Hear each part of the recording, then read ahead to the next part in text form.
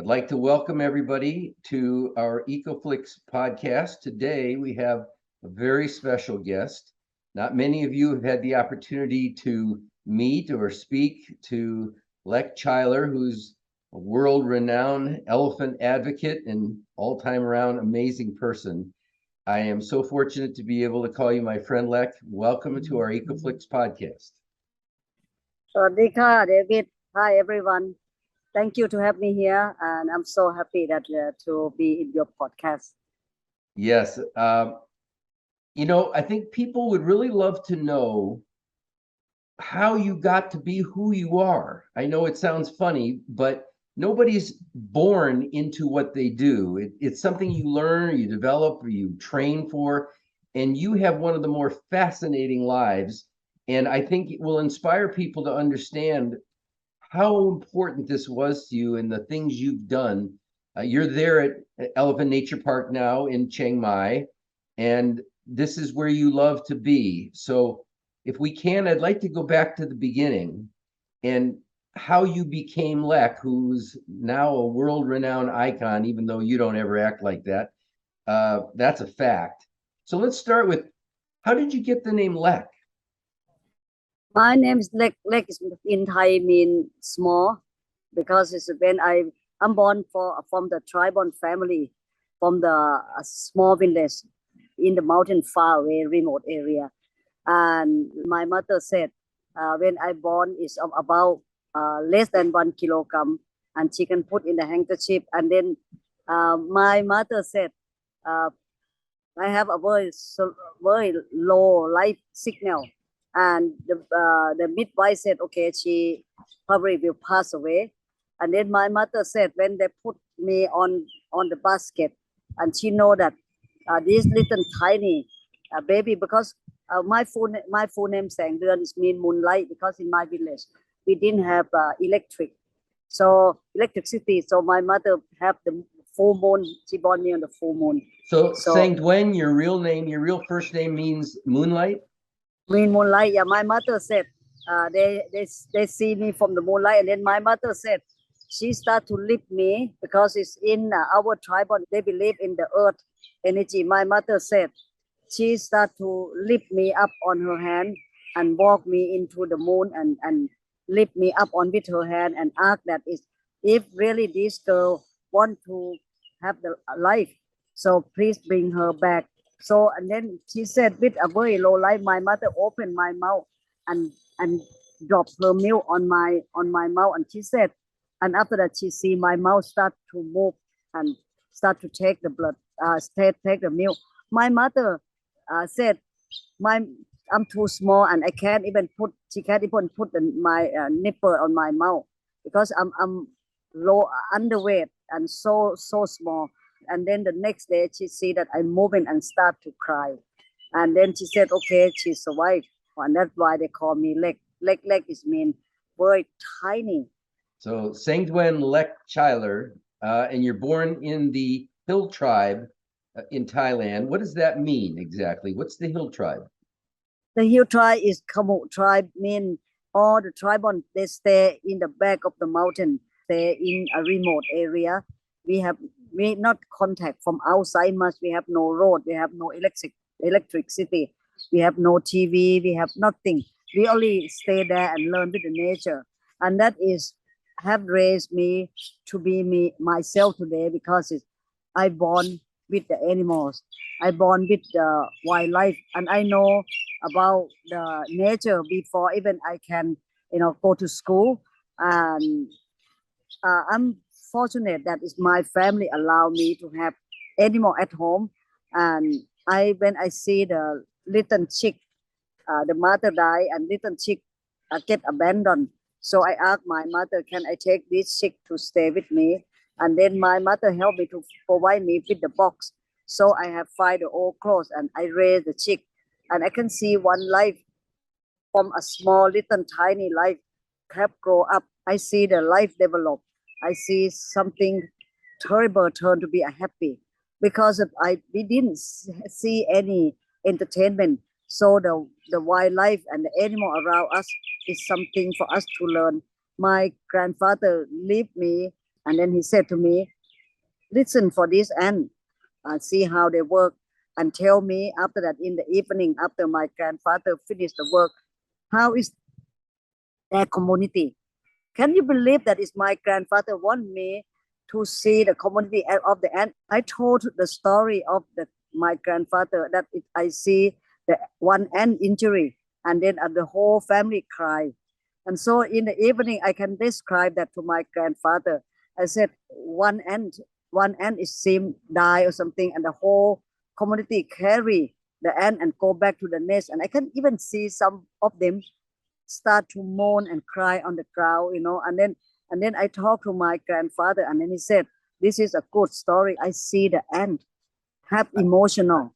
And Like so I've seen you and I believe you. I've seen and butterflies land on you. They know that they're safe with you. So yes, you are in harmony with nature all the time. But your grandfather is a very important person in your childhood. Tell me more. Is this your mother's father or your father's father? my grandfather is father. My mother is orphanage. So my grandfather is the father of my father. He's a shaman, and Tell everybody what that means, the shaman. shaman is a spiritual man, and also the herb medicine, because at the tribal village we have no hospital. It would take like 100 kilometers to come to the hospital. The people have him as the hope. When they're sick, they come to him. He used herbal medicine, and he not just only medicine man. He's like a court in there. They listen to him. If he talk to them and he just tell them to compromise, husband and wife when a fight, and they come to they call is like the village court and the village police, and everything is my grandfather. He is a head man as well. So he's So a very respected person in the yeah, village. He directed your attitudes and helped you figure out how people and animals relate. Can you share some of those lessons? every time that I have seen that my grandfather wake up at like a 5 o'clock in the morning. He went to pick up the herb, and I many times I want to go with my grandfather. He said not too early, so he picked up that, and then he come and work. And my mother helped him to ground the medicine, and I don't see any money. I don't see anything that to give for him. And then I just said, I asked my mother one day. I said, Mom, why you and Grandpa do this when you don't even take any money? My grandfather said, is a happy, is to share and to care for the people. People are poor, but to bring that come back for life and to help them to heal. This is what we can do. And I can see that everyone go home and they hug my grandfather. And when my grandfather said he want to do a rice field, I see 100 people, many village. They come to work the rice field for him, finish in one day, when the people can do for 1 week. And my grandfather said he want to do the hut. People will walk everywhere with the wood, with the roof, with everything. They come along and help him. They pay back respect for my grandfather. Right. Even he died now, people still have the spirit house for him. Every full moon day now. He died for how many days? How many years? Over 50 years. People are still blessing him until today. And you learned about animals and plants from him. He taught you the medicinal value of plants. One thing, I don't know you have time, I have a beautiful story. My grandfather Please. wake up very early in the morning, and then he picked, and every time when he arrived in the jungle, he always arrived before the poacher. When he see the Before poachers? poacher, yeah, he see the trap, he would damage the trap. He will burn, he will damage. He will do anything he can. And if he see anyone, and he will go and see, and then he will tell them to stop. Also, he treat them when they're sick. And then one day, my grandfather find out a little gibbon, the baby. She put her hand into the trap, tried to grab food. And the trap is punched on her hand like this, stuck in there. And my grandfather heard a screaming. He went up there, and when she tried to pull it, that is quite big. So my grandfather picked up her and then take her home. And when he take her home, it's so beautiful gibbons. I fall in love with this gibbon. And then my I love grandfather this story, ground, by the way. I know this story and I love it. he ground a medicine, and then I said, Grandpa, can I help? Because the girl afraid of the guy, and when the little gibbon see me as a small size like her, she trusts me. So I go inside my grandfather, make a big enclosure for her. When I go up there, and we become friends very quick. And then I heal. I start to put the medicine on her hand. And then first she afraid of me, but I take time to sit down. My grandfather show me, don't smile with her. She will feel that you're threatening. Don't show your fang. You have to go put the side and speak to her and try to grab her, touch her hair. And then I do anything until she trusts me. And then I start to put the medicine. And every time when she want to lick, I hold her hand, and then she start to speak to me, and we become friends. And then my grandfather said, "Okay, I call you a little doctor, but with the condition I allow you to treat this gibbon, but no hug gibbon, no take gibbon into the room, no keep the name, because I always keep." When I go to jungle, I always keep the name to ant. I always keep the name to bird. I always keep the name to gecko. Whoever I have, I keep that name. When I go to the jungle, I call them my family. My grandfather allowed me, and I call the bird as my family. So, but this one, my grandfather have a different rule for me.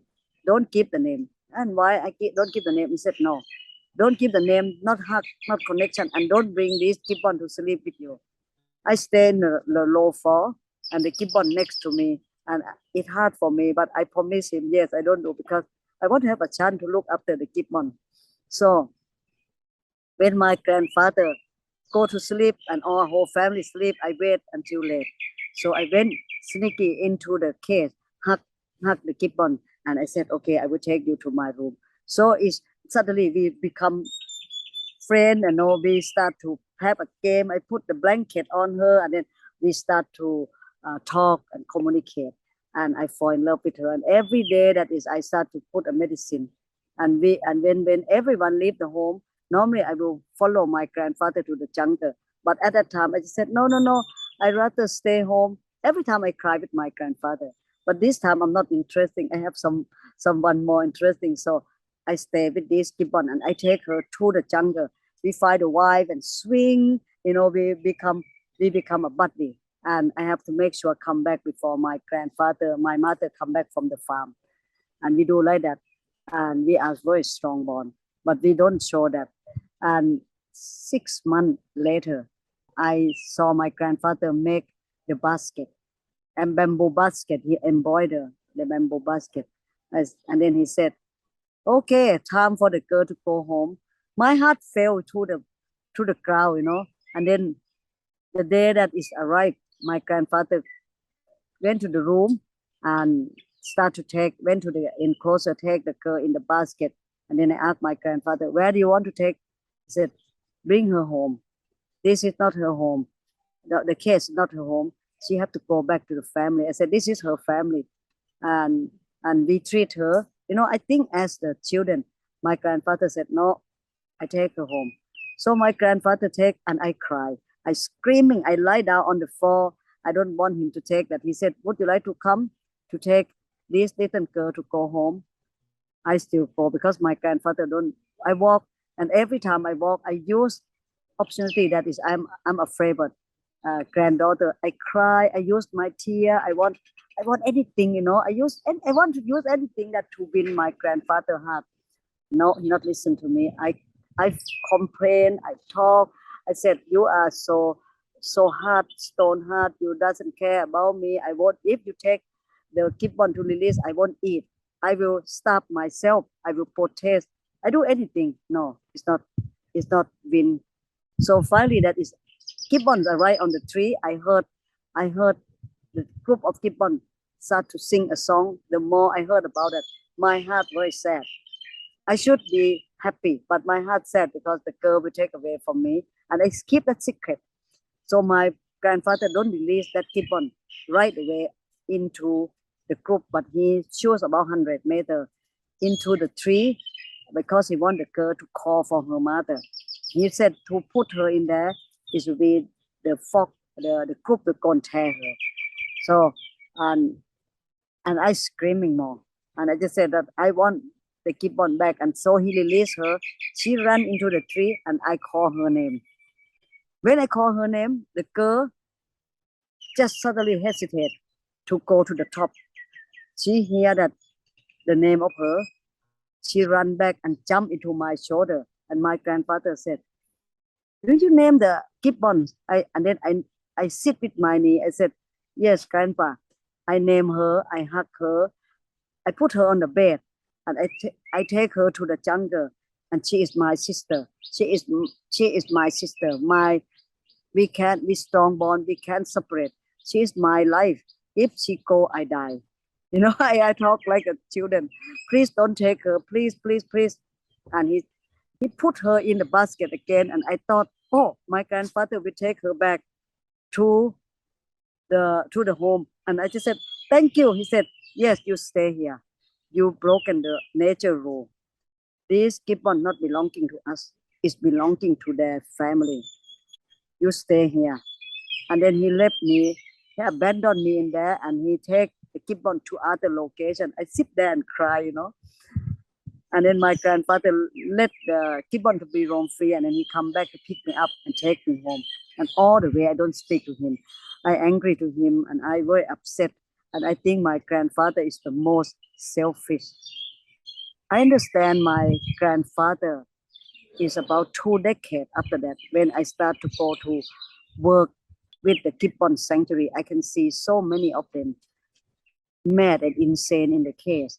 When the gibbons stay with the people, they lost nature. But there's more to the story. You need to finish that story. Yeah. So you're still little, and your sister is now back in the forest, and you're mad at your grandfather. And finally, one day. Yeah, and finally that I met, and then I distant from him. I never want to go and have dinner with him. And every time when they have the rain, I sit on my window and I cry because I know that my sister will cold, will soaking wet. I don't know that the nature make them feel very well. And then my grandfather think that, okay. And my mother said, she is really painful about this. We have to do something because I really still want my grandfather to take the gibbon back to me. You know, as a children and selfish. How old were you then? 7. I is 7 to go back to see that 5 that I get the gibbon. 6 that is I still don't see, but 7 my grandfather. It's 2 years. I'm not I I hold that. I'm upset with my grandfather. I'm not eat with That's him. a long time. 2 years. Yeah, it's across and because I still think as a favorite girl that is my grandfather go back all the time. I want to ask him how is the gibbon, and I don't want to ask. I ask my mother, Mom, can you ask grandpa how is that? My mother said it's fine, but I don't believe them. I think she will die without me, you know. And then one day my grandfather said, okay, we go and see your sister. So, and don't call her name. And then, he take, and then to see that. And when I go and see that she grew up because she have a spot in her mouth, that she have a very unique. And then I said to my grandfather, can I call her a little bit, Grandpa? I want to see how she recognize, please, please, please. I don't do any harm. He said, okay. And he called, she run, but she not come to me. She just put the hand and do like this. But she don't want, she just put the hand and she monkey speak to me. And then I happy because she's so happy in there. She swing on the tree, she start to, and my grandfather said, look, she belonging to her family, not us.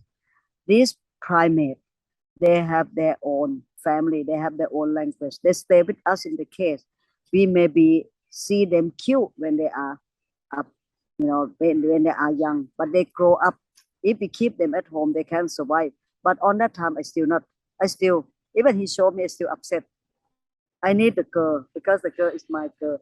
But 20 years later, when I see so many mad monkey, many primates are suffer, I think about my grandfather and I appreciate about his philosophy of the animal in the wild. And he is my mentor and he is my leader and he teach me for conservation.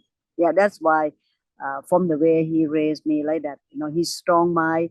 He don't, I think if other family, when your kid cry, you might just don't want the kid to be cry. But my grandfather, he's strong mind. He said, "You cry for no reason. You cry when someone will suffer. No, you will not win." I never win him on this part, and I think that that way is for me. I use that philosophy to work, and I see the life. Sometimes when my work is bring me to lost friend who don't understand about me, for the animal life and animal welfare, I focus about them. And if friend want to see something else, sorry, I I find myself David during COVID. I find myself like a Noah. People keep have a small boat carry the animal and throw to the big boat, and I have to drive this big ship to bring the animal to the safe place. But in the same time, you believe it or not, I see myself that I be patient with animals so much. It does matter. I have 1,000 animals in my place, in my heart. None of them make trouble to me, but one people can make a lot of trouble. No. So, and Yes. then with the people, I like a bus driver. With the animal, I like the man who drives the Noah ship, big ship. So you're But Noah like to the animals, but you're a bus driver to people. bus driver to the people, if I have people who come on the bus start to yelling to make a trouble, I will stop the next stop. Please get out. I will pick up the good people on my bus after that to join me the journey. And so I have like this for 2 way, and I picture myself like that. Well, let's talk a little bit about that other side and the people, because your grandfather was obviously a very big influence on your love for animals and nature. But tell us about what your family did for a living. My family did for living most part that is they do for the animal circus, like the elephant riding. They have a big elephant riding and elephant show in Thailand, and that is unfortunately that is I still have to try now to change them, and I hope that I can change them in the future. Even they don't want to talk to me, but I still think that one day, Well, we have to think we'll positive. get to that part. But when you were very little, you didn't know that what they were doing was something you were in favor of or against. It's what your family did for a living. They trained and broke elephants for riding, trekking, and for the circus. Yeah. And what did your grandfather think of that? Oh, my grandfather died before this business to start. My grandfather is a big vegan. My mother also, and animal lover. So kind person. He passed away. He passed away 20 years before this thing happening. But how do you explain that his son, your father, was the one who started that business? My father and my other family, but David, you know, for the before that, this is the like I talked to the zoology people, the owner. For the first generation, they think this is so cool. Whoever started the zoo, that is the most popular at that time. But this generation who do the zoo, the family is almost have to find something to cover their face because they don't want people to know Yeah. that they do a zoology or circus. So the world have changed. On that time, people don't see different. People think whoever make animal riding, elephant camp, elephant riding, that is the big business. People get well respect by government and become a tourist attraction, bring the tourists to the country. I think that time no one think about that. Well, And someone did. You yeah, did. no one When, think ahead. even when you Yeah. were a little girl, what was your reaction to what your father was doing, which was so popular and made him a very good living. What was your reaction to it? Yeah, I, when they are meeting, I'm not really for family meeting. I'm not really can join much because it's they think that is I I'm totally is they think I'm out I'm out in the ma. They think is they think I'm abnormal. So even my father talked to me one time, why don't you become a nun? Mm, Because he don't understand about this. He said, why you don't eat meat? You don't do this. You don't want to do this. You talk against the temple who lock the bird. You against the monk that who cruelty for animals. And why don't you be a nun? And why don't you do something spiritual? Uh, go to other way. But uh, they don't understand me. They think that is uh, whoever act like that the most stranger in the community. Not just only that time, even this time, if I work in the parliament, I start to speak about this. People look at me and they start to whisper. They just think that is this is, and they shake the head. They well, roll the eye to me because they think I'm crazy. well, you're certainly not crazy, but we're going to get to how you went from the hill tribe to parliament and beyond later. But for now, I want to stay while you're still a little girl. How many brothers and sisters did you have? I have altogether seven. Two brother, five sister. I'm the number second, and I'm the big sister. And you were the only one that had this view of animals, or did the other kids also? I'm the only one who did this and uh, mean like a crazy for animals since I'm young. Uh, I'm I'm totally different when my one of my brother take the the white bird and start to lock into the cage because he want to listen for the bird song and I release his bird and I get a lot of trouble. I tell you that. I'll bet you did. And I because I can't see the my family because I count them as my family to separate from their family. So and then they I quite get abandoned since I'm young. So what you're really describing is something in your heart, something probably your grandfather helped you develop, but something that was in your heart to begin with. You could feel from the very beginning that you had this passion, that you respected life, all life, and you could tell that the rest of your family didn't understand that, and you were basically alone in that view. Yeah, David. I you know I look at the animal eyes and I see through their feeling. I see clear about their painful.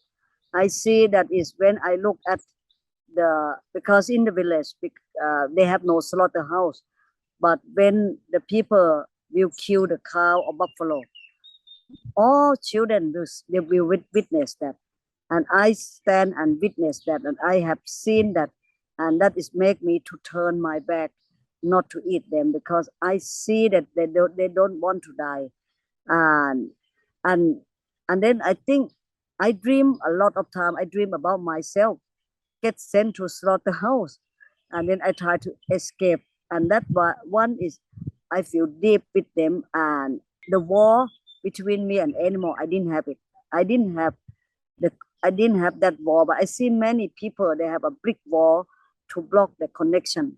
So I connect a lot with them, and I feel so much fear from them. Right. And I, that's why I to protect them.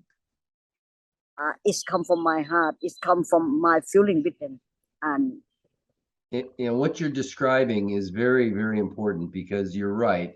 Most people, particularly in what are called more civilized society, first world countries, they don't want to know how the animals are corralled and transported and slaughtered. They don't want to know anything about it except when they see it in the supermarket looking like a lovely piece of whatever it is they're going to eat. But you have somehow managed to recognize that they're much more than a piece of meat. Just like if you were slaughtered, you'd be much more than a piece of meat. And so you carried that with you. A lot of people don't. Why do you think you did? And your brothers and sisters, for example, did not. Your father, who had the same, his father was your grandfather. Why do you think you had that so clearly in you when they did not? Yeah, I think people are different, David, and I can see that is not all people will be the same. You know that people Oh, in yeah. family will be have a thinking in different way, and I just like me.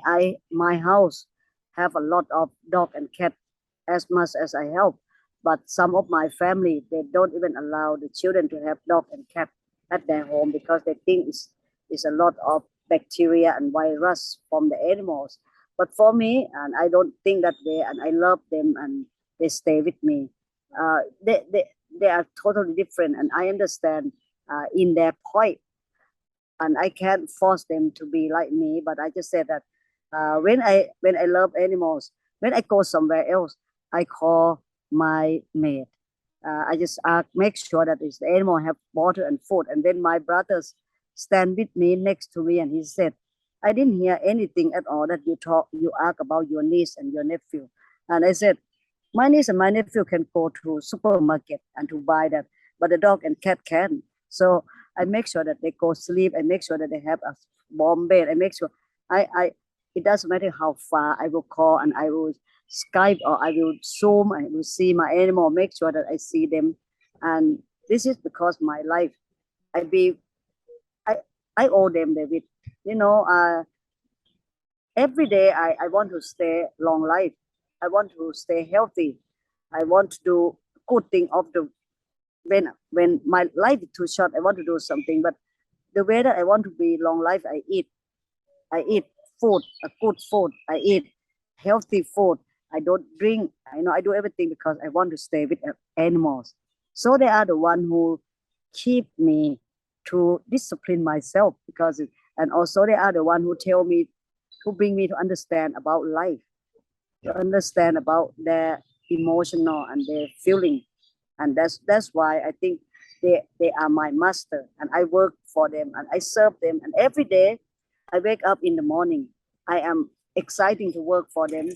It doesn't matter how much I'm tired, but I exciting to do the next day because this is I don't see that is I the duty, but I see this is something I love. And when I love to do this, I not hesitate to work. I am exciting to do the job for them every day, I and I know, love to and see them. I don't know anybody who works harder than you, morning till late at night. And you told me something early. We've been partners now for almost 20 years, which is like one of the greatest gifts in my life. And you've taught me so much. And I remember asking you very soon after we met, and we were talking about forming the Cambodia Wildlife Sanctuary, which you've done such a beautiful job with. I asked you, aren't you worried that some of the elephants you rescue are old and they're already crippled, they're already close to death? And a lot of people judge sanctuaries by how long their animals live, and how long their animals live, they consider that a sort of a judgment on how good the sanctuary is. And I said, aren't you worried you're going to rescue these old and infirm elephants that are going to die fairly soon? Aren't you afraid it'll make you look bad in the eyes of the world? Do you remember what you told me? Yeah, 70% of our animals here is OA, and all the rest is sick and bad injury. And when the people allow us to rescue, when they can no longer to use or they might die very soon, and when the people call, sometimes when I went to see that elephant, they hardly lift their leg on into the truck. So we try to do anything that to support them to come to the truck, and I talk to them. I told them that is everything will be okay when you start to come on the truck. Your journey to freedom start. So and I said, hold on, hang on, don't die on the truck. arrive at the home, and then you will know that's the paradise waiting for you. And every time that is when you see that to transport elephant is more than 200 elephant that is be rescue, and you will see me on the truck. Sometimes I sit on the truck 57 hours, and I want I to join know. them I know. and to see them in there, to learn about them, what they need. That is, we provide them. And many people said, "Oh, I'm sure this elephant will die in the truck." I will try to hold them. And when sometimes when they arrive like a yaibua, they arrive on the park, they lie down right away. And I said, "Let her lie down." She never lie down for 30 years. She let her sleep, put the IV fluid for her, and let her sleep as much as she can. And then we start to use the crane to support her to stand. Some elephant, their case probably will stay with us about a week, a month.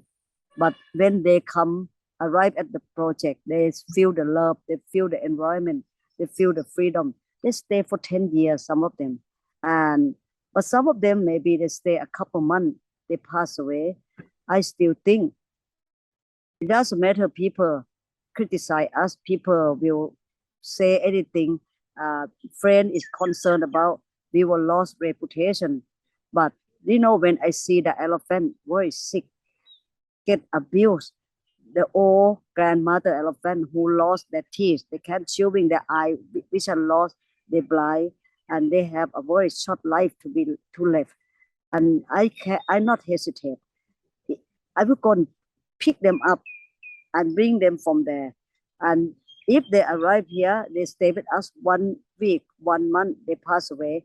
I rather them come to die at the park, die among someone who love them, die among the good environment, freedom, die dignity. I don't want these elephant, since they grow up, they take separate from the mother, train them, abuse them 7, 8 decades, and then on the day they die from the shackle on their leg. The last eyesight, they see the hook in front of them. They deserve better than that. They deserve freedom and die dignity. I want them to feel even a couple of days, a couple of weeks, a couple of months, feel that this planet is not too bad for them, and they feel love, and then they can pass away and live, go to the journey with a happy. So when every elephant die, I cry for them. I sit next to them, I sing for them, I whisper them, and I talk, I pet them and tell them to live. And every elephant, I said, don't come back to be elephant again. Be some animal that freedom they don't have. Because I see that elephant in the world, even wild or captivity, their life is threatening in some way, somehow. So that is I feel happy heart and burden to see the beautiful creature get abused by human hand. So doesn't matter reputation, because it's not about us, it's about elephant. And that's why our reason that is we rescue for any elephant that need help and bring them to our home. Yeah, that had a great impact on me when you told me, because I couldn't even imagine how I had missed that. It didn't occur to me until you explained that you weren't rescuing them for you. You were rescuing them for them. You were giving them love and wanted them to die surrounded by people who love them. That had so much impact on me, because I think so often people like me and many others who really don't understand what it means to have compassion for another living thing. You have to learn that. It doesn't come naturally. And you, I'm sure, have taught many, many people. I'm one of them. But it's a lesson that I wanted to be sure people heard. And I'm so glad we could spend time talking about that. Let's shift a little bit now to the period of time where you're growing up and you realize that you cannot support what your family's doing. There was an incident in the jungle that you've told me about that really sort of cemented your mind that you had to start rescuing elephants. Can you tell people about that? Yeah, as grew up as Hill tribe people, we sometimes we get treated with this Thai social, we treat the tribal people like a third class population. We are like a third class citizen. Sometimes we feel that we don't have priority.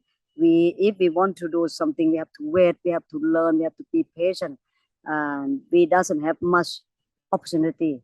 And we fear for the government official a lot because we get a lot of something is not right and fair for us when we young, and we have a lot of bad experience with the government official people who walk into our village.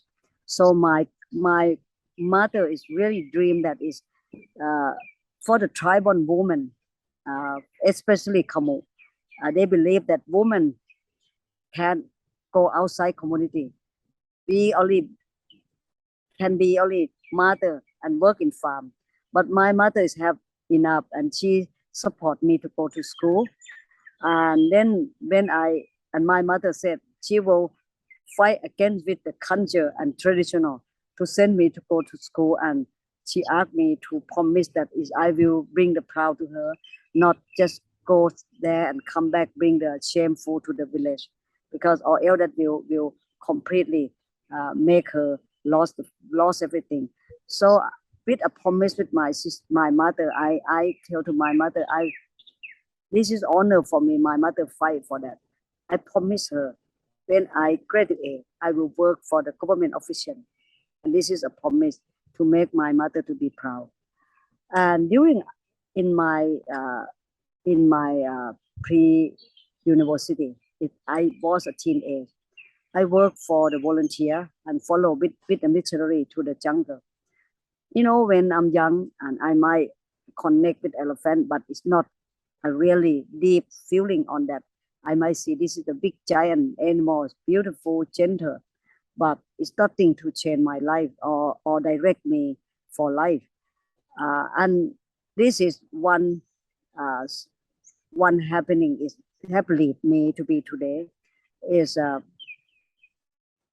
when I went to stay in the village in the evening. I heard the screaming behind the bush, behind the jungle. Can hear very loud from the village. I asked the headman, what's going on there? The headman said, the elephant pulled the log, pulled the timber. And I said, can I have a look? Because when I heard that from the village, they not allow us to see. I don't see a real elephant work in the jungle logging because as the children, they not allow us to be there, to be involved or to see that. So the headman said yes. So he walked me, and not far from the elephant, I have to stand in front of him because he pulled a giant timber up on the steep hill, and I stand in front of him because stand below is might be the lock, maybe the chain broken, the lock will loan to us. So I be on over there. It's about 3 meters away from that elephant.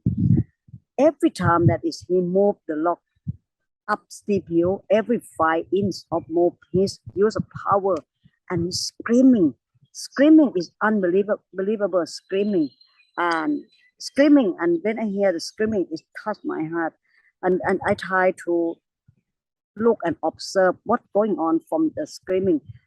And when he's screaming again, I saw the head. Mahmoud start to use the knife sharp, use this, and another hand use hook onto the ear. My God, he's screaming, and every time he's screaming, he look at me. His eye don't look anyone else. He looked at me. I couldn't. I it's still with me today, and I walk from there because I start to react. Maybe my screaming are louder than him because it's, I think only thing that to help this boy, I screaming. I sit up there and I screaming, and then they start to take me away from there. When I arrived in the village, they cook in the evening. I couldn't eat because I still that hear that boy. I can imagine that picture. After I left from that village, the picture shadow me. follow me. His eyes never out of my mind. Before I sleep, I have to put my ear on a pillow and try to get with that screaming. Wake up in the morning, that eye pop up for the first thing. Is haunting me a lot, and I decided to work and to find the money to buy the medicine because I see a lot of wounded, but taking a couple of months until I reach him again. And when I start to give him the medicine, put him on the medicine that I put in the full rucksack, not enough, because infection is go to internal, bad injury. And during the time that is, I put the medicine, I put the herbal medicine as well because the cream is not enough.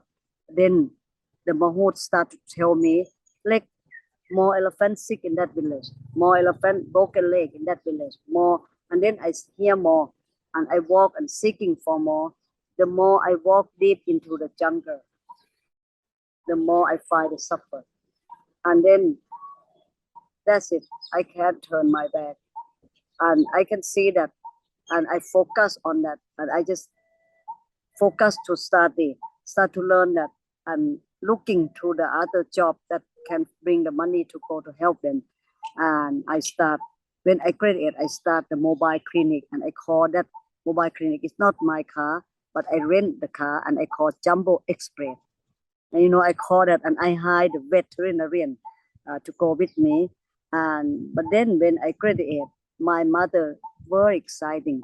She came along on my graduate with a really old clothes, and because we come from poor family. And then I hug her. She come with one flower, and not fresh flower, because when everyone have a big bouquet, my mother have one flowers to me, and I'm so proud with her. I received the degree from the king. My mother very exciting, and because she think that this is very honor, and my mother supposed to be witness to see me receive, but when the announcement about my name, my mother fell. I'm sorry that my mother is so exciting. After that, my mother is so overwhelmed about graduate and success for her, and she dreamed that me to be a government official. But my heart not there, David. I can't work with a government official because the limit to be a government official, you have to squeeze under the rule. You can't speak the truth. You can. If you see anything, you cannot talk against the government rule. And I have to have in a Thailand, just so people understand, there's a rule that if you speak against government or certainly the royal family, you immediately go to jail. Yeah, and when I can't do I can't do against the government rule. So I decided I have to tell to my mother somehow, but I don't want her to. She's happy with me to graduate. I'm the first woman of the tribal woman that graduate. But that, so that didn't hold you in good stead, even though you were the first woman in the tribe to graduate, because you were opposed to trekking, which was the #1 tourist attraction in Thailand. You were not very popular, were you? No, I have after I tell to my mother, I decided to tell her somehow, because most of my friends become the government official, because after you graduate, the people will start to lock to do the work, but I still go to jungle. And then my mother asked me, I have a rumor, the people rumor that you have someone love secret in the village. You have someone in the village. A rumor that you have a love secret in the village. Yeah, and you have someone in the village. You fall in love with some new tribe man. I said, I tell you what, Mom, I fall in love with someone. He's a giant man, and with 4 legs. Yeah, and that's why I work. I try to explain to her, and she still don't understand that time. And one day I confessed to her, Mom, I won't be the government official. My heart too independent. And she said, what do you want to do? I want to make the home for elephant. She opened her mouth and she looked at me. She just don't understand. It's like she don't see her daughter but she sees someone from the Mars. Yeah, right. And Well, and she was right because you weren't from this planet. You were sent special. And the government didn't see it your way either. Tell us the story about what happened. I don't want to jump too far ahead. I just want this one little piece where you've already started Elephant Nature Park, because I'm going to come back to the beginning of that. But you've already started Elephant Nature Park, and the government is pretty upset with you. I have friend, I have a family talk like, stop it. Don't speak. Be like the other conservationists. When we are stay in this society, our culture, our country doesn't like anyone to speak. Be like them, see something, pretend you don't see, and that your life will be happy. And my job will be smooth, and I will get cooperation with whoever, with the government or the authority, because if I become a good citizen, uh, like obey to the rule, yes. I have, when I work with elephant and all kind of animals in my country, and I see something is not right about them, I have only always two roads. The right road is I speak out when I see the animal get abused. The left road, I close my eye and close my ear and start to tell the people, yes, this is my country. It's everything beautiful. We are the Buddhist country. We don't do harm to any animals. We love our country is so beautiful culture. We respect animals. I can lie like that, and my life peaceful. People love me, and I do anything. People just said, like, love the country. But animal carry on to suffer because of the. I can't stay. I can't lie to stay and bring myself to be, to be survive on that. And my grandfather said, do not lie, and make the other people suffer. And then this is other for me is animal is my family. And then in the right way when I speak, and then I turn myself in the difficult time. Yes, I maybe can't change that much, but I turn to be like the rock in somebody's shoe, and I do a little bit throw the rock into the shoe every single day, and I start to speak on that, and maybe one day someone will grab the shoe and throw the rock and see what's going on in there, and this is I start to do, and it does matter. I will be suffer. My friend said you will get a lot of suffer because you fight. You have so many enemy. But I said I will speak one day. People, if too many rock in the shoe, people will go start to see what inside there. They will take that and see, and then they will start to change and clean it to help me. And so I feel like that way. I will just only small sand, small rock in the shoe, and I will speak. And yes, of course, I am ordinary people. I have the fear. I have the upset when people have bullying me, cyber bullying, and they start to make the campaign to against me, and they do a lot of things try to discredit me. But as I tell you, it's not about me. For me, they will say that, oh, Lek is the ex-hawker. I'm not even that, not even close. And I just said, I don't care because it's not about me and it's not true why I care about this, like this, and put my picture, Photoshop, and make myself look horrible. And my friend copy for me. I said, nonsense. I don't want to see that. I don't want that negative energy to me. I focus for my work. And then I just said that is one day people will hear my voice. One day people will feel my rock that I throw in the shoe. So I feel sad the same, but I try every time when I look at the animals, they are more fear than me. I can I can they can't speak, but I can. So I continue to work for them. And I Yes. choose the right way. And I will jump ahead just for a moment because I want to break at some point soon and set another appointment for the second part of your podcast because I want to talk about who you've become in the world, the icon that you are, even though you don't see yourself that way. But before we go, I want to talk about the visit you got from the government to come for your elephants at Elephant Nature Park. This is after you formed, and we're going to go back to the beginning of that at some point, but I want to end on this because it's such a powerful moment. You hear about them coming for you and your elephants. Can you tell us about that? Yeah, we have the people. I start from 1997. I have the people raid, the government raid me on the jungle when I was in the jungle and release elephant in there. And then they said, oh, I make a big resort. But when they went up there with the gun in arm, 30 men, and they'll come along and they search many square miles and they find my small hut with elephant, no even toilet, no even shower room. And I use make a bamboo pipe. I stay at jungle and wherever I stay, all with the forest. And then the government the official said, why the people said you make a big resort? I said, and wherever I stay, I protect all the tree. And then they showed me the letter. They said, look, this is what people complain.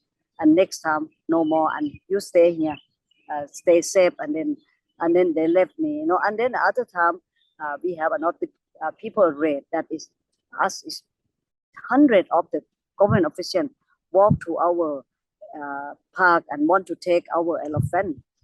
See, I heard it slightly differently, and I don't know if this is a different occasion or I just heard it wrong. My understanding was you had word that was passed to you that they were coming for your elephants. You had a bunch of volunteers behind the gate with cameras waiting. You went out in front of the gate and with their rifles pointed to you, a bunch of soldiers, and they said, we're here for your elephants. And you said, if you want my elephants, you're going to have to kill me first. I will never allow you to take our elephant. And this is my life, and I will protect them. If they want to prove, take the DNA to check. And if I'm wrong, they can hold me to be hosted me until their duty finish. But Thailand, they have only law to protect people. They can't hold me more than how many hours. So when they start to do that, if they want to arrest me, they have to file court paper. But if they want to confiscate elephant, they can do anytime. So the only one that to stand against that is me, and I have to stay to protect them. And then when they don't want to touch, but they very upset because I put camera everywhere and I start to trap camera everywhere. Whatever you do, we have a camera here. We have international watch view. So I have to thank you to all volunteers that helped me on that time. And they back down. Yeah, they're back. So your career is just beginning. We're having this conversation up to the point where you're just getting started. I'm going to break here. I want to thank you so much for tonight. Let's break now and prepare for the second time, which we'll reschedule for a second time. And it's about how you became Lek the icon from becoming Lek. Now we'll go to part 2. So thank you so much for tonight. Thank you, David. And thank you. We'll talk soon.